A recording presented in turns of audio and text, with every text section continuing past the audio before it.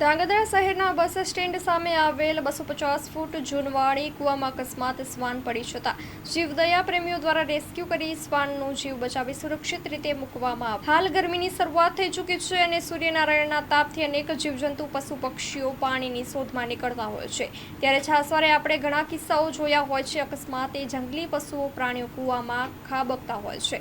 ત્યારે આવો જ કિસ્સો એક ધ્રાંગધ્રા શહેરના સામે આવ્યો છે. અધ્યાપન રાજાશાહી વખતની જગ્યા આવેલી છે. ત્યાં 250 ફૂટ ઊંડા કૂવામાં અકસ્માતે શ્વાન પડી ગયેલ હોય, જેની જાણ ગોળી શોધવા આવેલ 6 વર્ષના બાળકને શ્વાનનો અવાજ સંભળાતા તાત્કાલિક તેને તેના પિતાને જાણ કરતા જ તેમના પિતા સહિત અન્ય મિત્રો દ્વારા શ્વાનને બહાર કાઢવામાં આવ્યું હતું તેમજ રેસ્ક્યુ હાથ ધરવામાં આવેલ હતું, પરંતુ સફળતા ન મળતા ધ્રાંગધ્રાના સર્પ રેસ્ક્યુ હેમંતકુમાર દવે તથા જયેશકુમાર ઝાલાને જાણ કરતા તેમની ટીમ ઘટના સ્થળે પહોંચી 250 ફૂટ ઊંડા કૂવામાં ખાબકેલા શ્વાનનું સુરક્ષિત રેસ્ક્યુ કરી છોડી મૂકવામાં આવ્યો હતો. Story report by Dinesh ગામવા, Dhrangadhra. હું હેમંત દવે આજરોજ અંશ રબારી ને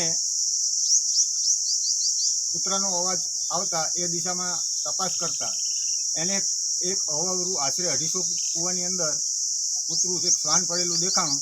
એને એના પપ્પાને જાણ કરી, અનિલભાઈ રબારીને.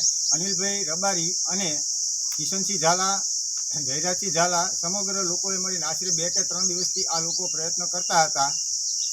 એ લોકોએ જયેશભાઈ ઝાલાનો સંપર્ક કરતા જયેશભાઈ ઝાલા અને હું હેમંત દવે, પ્રબોધભાઈ ઝાલા, પુષ્પરાજ ઝાલા, ઓમ ઝાલા, અનિલભાઈ ઝાલા, અંશ રબારી, અનિલભાઈ રબારી, કિશનસિંહ ઝાલા અને જયરાજસિંહ ઝાલા સમગ્ર મળી આશરે 2 કલાક અવાવરું કૂવામાં આશરે 250 ફૂટ ઊંડા કૂવામાંથી સક્સેસ રીતે આજે શ્વાનને કાઢીને એને કુદરતી જે એનું વાતાવરણ છે, હેબિટેટ છે, એની અંદર રિલીઝ કરેલ છે.